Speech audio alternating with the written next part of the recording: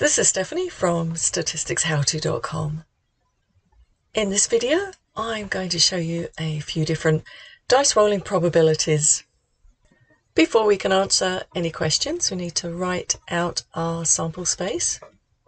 The sample space is just a list of all possible outcomes. For example, we could roll a 6 and a 3, or a 4 and a 5, and so on. There are 36 possible outcomes in our sample space. You can use this table for any question involving probability of rolling 2 dice.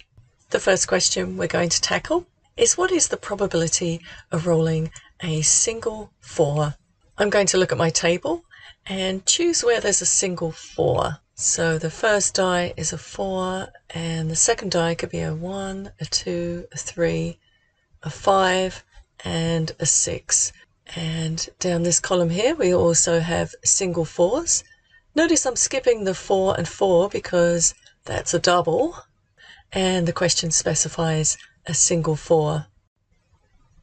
The last two possibilities here are a 5 and a 4 and a 6 and a 4.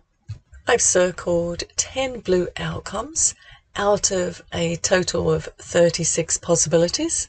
So the probability of rolling a single 4 is 10 out of 36, or 5 out of 18. Next, let's find the probability of not rolling a double. To make this easier, I'm going to circle all of the doubles in my sample space. If I have 36 possible outcomes and I subtract the 6 doubles, that will give me everything that's not a double, and that would be 30.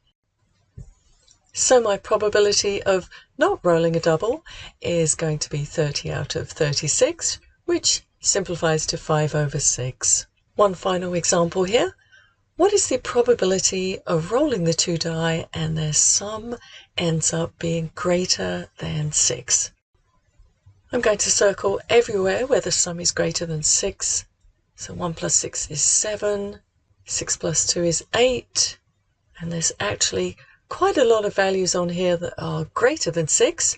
So I'm going to go ahead and circle all of the sums that add up to more than 6.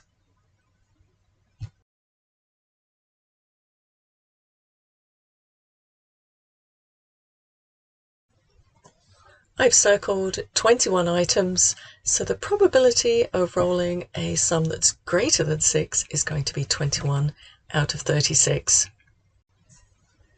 You can find many more examples and some probability tables on our website, statisticshowto.com. Thanks for checking in.